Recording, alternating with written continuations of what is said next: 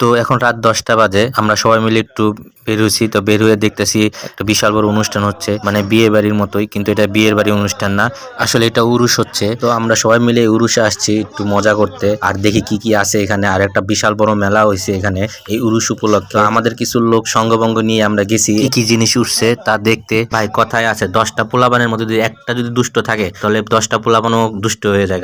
ঠিক এরকম একটা পোলা আছে আমাদের এদের মধ্যে। হ্যাঁ, কিনবো না কিছু, তাও ওটা লিয়া গুতাগুতি করতেছে, মানে ও কিনবো, মানে পোলাপানের মানুষের জিনিস নিয়ে ও টানা হেঁচড়া শুরু করছে, মানে ও নিজে পোলাপান হয়ে গেছে। একটু পর হেডা কিনবো হেডা কিনবো, এটা কোনো কথা বললে অতিষ্ঠ হয়ে আমরা মেলা থেকে বের হইয়া জেলাপির খাওয়ার উদ্দেশ্যে রওনা দিলাম। তো জেলাপি থেকে ঠান্ডা, তা মামারে জিজ্ঞেস করলাম, মামা গরম জেলাপি কি বাইতে দেওয়া যাবো? মামা কয় হ্যাঁ দেওয়া যাবো না, মামা অবশ্যই দেওয়া যাবে, একটু অপেক্ষা করেন। তো এর মধ্যে আমরা জেলাপির জন্য অপেক্ষা করতেছি, এর মধ্যে আরেক কান কোনো কথা নাই বার্তা নেই, সে এখন খাওয়া শুরু করছে পেজু, মানে বুঝলাম না, যে আনে পাই হ্যাঁ খালি ফাউ খাই। এর লেগে আরেকজন শুরু করেছে খাওয়া, মাগনা খাওয়া। দোকানদার মামা কলে সমস্যা নেই মামা, খাইতে থাকেন, এটা আপনাদের দোকানই তো, নিজের মনে করে খাইতে থাকেন। বাহ, এরকম থাকলে তো সবই শেষ করে লেবো। আসলে দোকানদার আমার কোনো দোষ, মানে ওর চেহারা দেখলে নিষ্পাপের মতো লাগে, তো তার লেগে মামা এই কথাটা কইলো। যাক, অনেকক্ষণ পর তারা আমার গরম গরম জেলাপি বাইতে দিল আমাগর। তা আমরা এটা নিয়ে শুরু করলাম খাওয়া। এই জেলাপি নিয়েও নাটক শুরু করছে, মানে ও তারে খাওয়াই দেয়, বুঝলাম না ওর কি যে সমস্যা, আমি এটাই বুঝলাম। যাক ভাই, আর বেশি কথা বাড়াবো না, আমাকে জেলাপি খাওয়া শেষ করে যাইতে উরুসে উরুসে গান শুরু হয়ে গেছে। আমরা একটু গান দেখা তারপর জমুকা রুমে, কারণ রাত অনেক বেশি হয়ে গেছে, আর বেশিক্ষণ সময় নিব না আমরা।